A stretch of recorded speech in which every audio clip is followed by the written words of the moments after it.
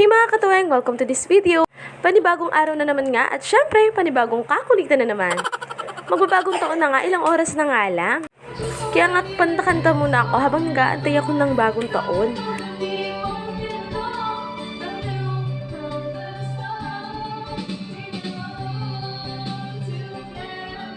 At nag-feeling professional na nga lang ako mga katuweng.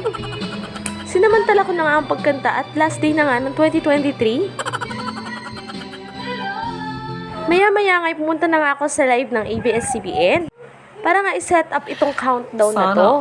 Kung makikita nyo mga katawing, 6 minutes na nga lang bago magbagong taon.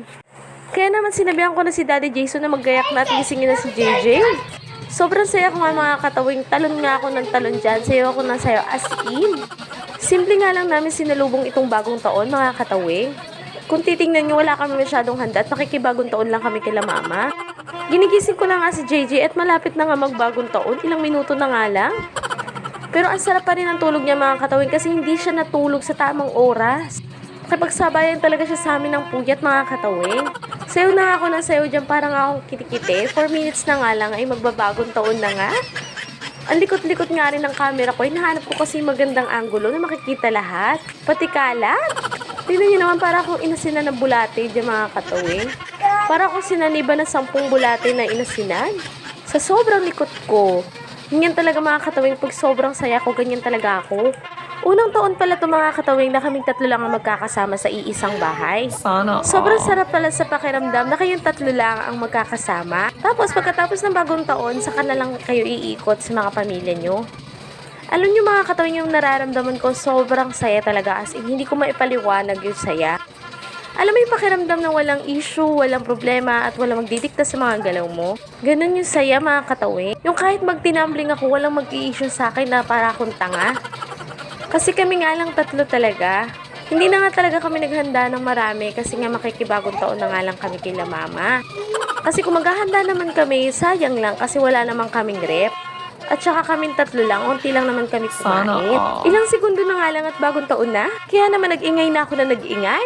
Talon nga ako ng talon at nagbapakasakali nga ako na baka tumangkad ako. Yun na nga mga katawing at bagong taon na nga, sobrang saya ko at niyakap ko na nga mag-ama ko. Si JJ nga pinapatalo ng daddy niya, ayaw nga tumalon at nagmamaoy.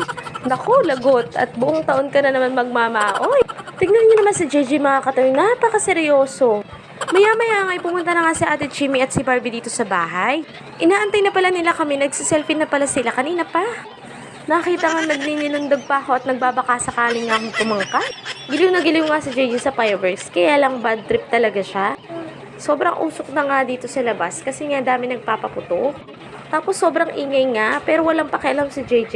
Pero nagtataka lang siya kung ano nangyayari sa paligid niya. Kasi hindi talaga siya umiimik. Tignan niyo naman si JJ nakangangala sa mga paputok. Niyaya na nga kami ni Kitoto at nagmamadali na nga at may gala pa daw siya. Kaya nga niyaya ko na nga rin to si Daddy Jason. Ilak nga lang muna namin saglit yung gate bago kami lumarga. Tignan niyo naman si Dandan at busy sa pagkuha ng video. Kaya nga nandito na nga kami kila mama at dito na nga kami makikigulo. Diba mga katawing, simple lang yung bahay namin, magulo, makalat, pero napakarami namin. Kaya nga nagbukod na nga lang kami ni Daddy Jason kasi hindi na talaga kami kakasya dun sa bahay. Tignan nyo naman yung Madam Crystal namin at kain ng kain. Ilang oras na nga nakakalipas, si JJ ayaw pa rin matulog mga katawing. Ganyan kasi talaga si JJ kapag walang katabi matulog. Maya-maya nga ay nagdatingan na nga yung mga bisita namin mga katawing. Kaya hanggang dito na lang tong video na to mga katawing. Maraming salamat sa panonood. Thank you!